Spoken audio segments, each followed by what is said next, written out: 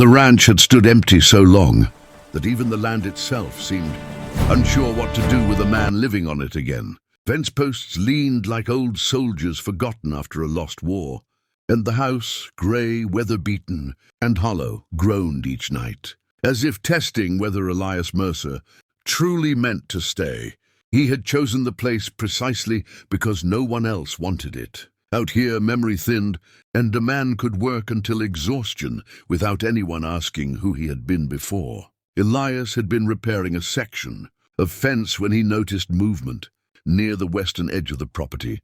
At first he thought it was heat shimmer or a wandering animal, but as the sun dipped lower, 4 figures took shape against the red-stained sky. They were walking, not riding, and they moved with purpose, despite clear weariness. Elias straightened slowly, resting his hands on the fence rail. He did not reach for the rifle propped nearby. Something about the way they approached told him they were not here to steal. They stopped several yards away, close enough that he could see dust on their clothes and determination in their posture. The eldest stepped forward. She stood tall, shoulders squared, eyes dark and steady. "We don't mean harm," she said. Her voice carried calm authority, not apology. "We were told someone had returned to this land." Elias studied them, 4 Apache women, all grown, all carrying the marks of travel. The youngest clutched a small bundle to her chest. The others positioned themselves subtly around her, protective without making a show of it. "That's true," Elias replied. "I own it now." The woman nodded once. "Then we asked to speak with you before night falls." Something stirred in him then, a sense of interruption. Yes, but also of reckoning. The ranch had been silent for years, and silence had begun to feel permanent. He glanced back toward the house, its dark windows reflecting the sky. "Come on," he said after a moment. "No sense talking out here." They followed him through the gate, the hinges squealing like a warning long ignored. Inside the house, the air smelled of dust and wood smoke. Elias set water on the stove while the women stood, taking in the space without fear or reverence. "My name is Taza," the eldest said. "These are my sisters. We've lost our land, our father, and the protection we once had." Elias met her gaze. "And what do you want from me?" Taza did not hesitate. "A place to stand, and a man willing to say we belong." Outside, the wind brushed the walls of the house, as if listening. The fire had settled into a low, steady burn by the time Elias asked them to sit. Shadows climbed the walls as the women took places near the hearth, careful but not timid. The house felt smaller with others in it, the silence no longer his alone. Elias noticed how the eldest kept her back straight, how the second watched him with thoughtful restraint, how the third's eyes roamed the room curious and alert, and how the youngest stayed close to her sisters, hands folded tightly in her lap. Taza spoke first, her voice even. "Our father believed that survival depends on standing where others cannot push you aside. He taught us to work land, to trade, to defend ourselves. But when he died, men came who did not respect words or bloodlines." Nalin, the second sister, continued without raising her voice. "They saw 4 women and assumed weakness. We learned otherwise, but strength alone does not stop every threat." Elias listened, feeding another piece of wood into the fire. He had heard variations of this story before, people driven from somewhere because someone else wanted it more. Still, there was something different in the way they spoke. Not pleading but stating facts, as if laying out terms. "What exactly are you asking?" he said. "Because I won't own anyone, and I won't pretend to be something I'm not." Ishka the third gave a small, sharp smile. "Good. We're not asking to be owned. We're asking to be named." Mika finally lifted her eyes. "When a man claims land," she said softly, "others think twice before taking it. When a man claims people, the same is true." Elias leaned back in his chair, the weight of the request settling on him. Claim was a dangerous word in these parts, one that carried legal weight, social consequence, and sometimes bloodshed. He had come here to be alone, not responsible for anyone else's safety. "If you stay," he said slowly, "you work like I do. No special favors. No hiding behind me." Taza inclined her head. "We wouldn't respect you if you offered that. And if trouble comes," Elias continued, "my name won't scare off everyone." Nalin met his eyes. "It will scare off enough." The fire popped, sending sparks upward.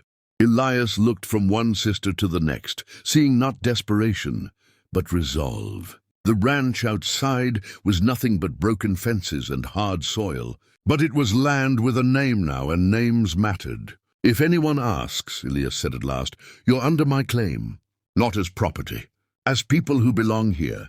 Mika's shoulders relaxed for the first time. Ishka let out a quiet breath she'd been holding. Daza extended her hand, firm and steady. "Then we will make this place worth defending," she said. Elias shook her hand, and the agreement settled between them like a stone laid in a foundation, heavy, deliberate, and not easily moved. The change did not come all at once, but Elias felt it in small, undeniable ways. The ranch no longer greeted him with emptiness at dawn. Footsteps sounded in the yard. Smoke rose earlier from the chimney.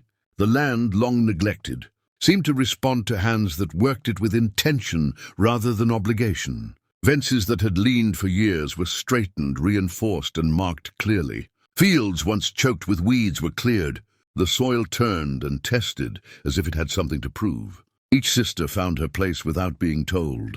Daza rode into town and spoke with merchants who had dismissed Elias as a solitary man unlikely to last.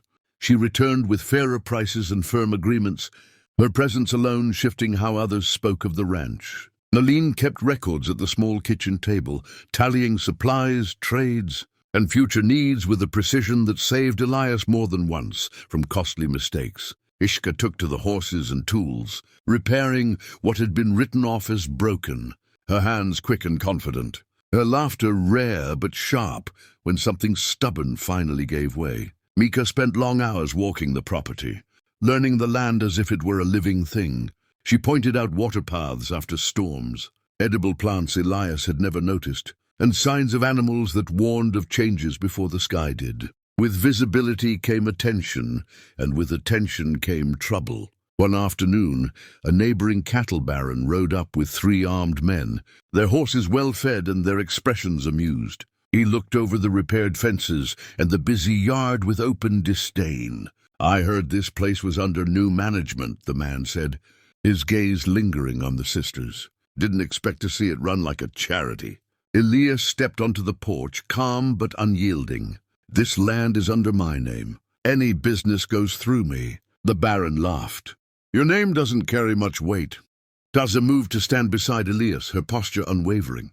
"It carries enough." The sisters spread naturally, not threatening but unmistakably united. The cattle baron's smile faltered as he noticed the way nearby ranchers had begun to stop and watch, drawn by curiosity and quiet respect. This was no longer an abandoned spread defended by a single man. After a tense moment, the baron spat into the dirt and turned his horse. "Enjoy it while it lasts," he muttered, riding off without another word. That night the house felt warmer.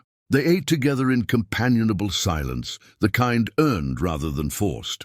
Elias realized then that the ranch was no longer something he was merely surviving on. It was becoming something defended by more than fences, by shared labor, shared risk, and a claim that was already being tested and holding firm. Winter announced itself without warning, as it often did on the high plains. One morning the ground was iron-hard with frost, and by the next night snow pressed against the windows, turning the world outside into a narrow, white-bound silence. The ranch drew inward, the house becoming its own small universe of firelight, shared meals, and long evenings where words mattered more than distance. Elias had known winters alone before, but this one felt different, heavier with responsibility and strangely lighter with company. They adapted quickly.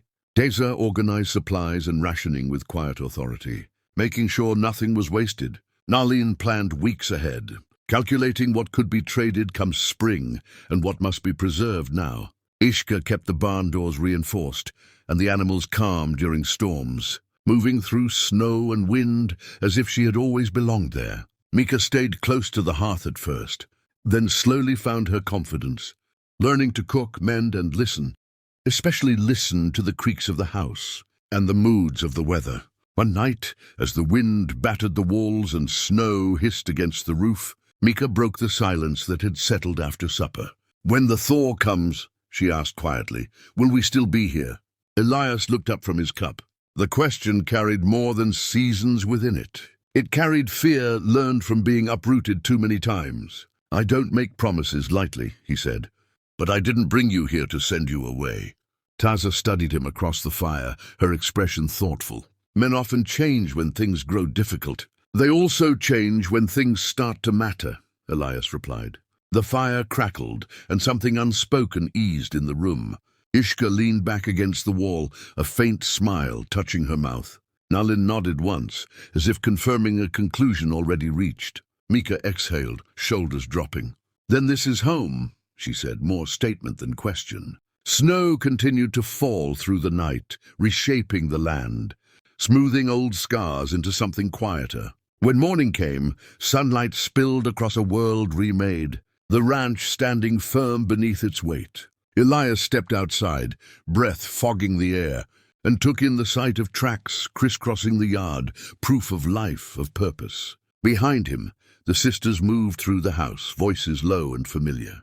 The ranch no longer echoed when he walked through it. It held warmth, memory, and the promise of endurance. What had once been empty now had a name, a future, and people willing to stand their ground together. The claim was no longer just his.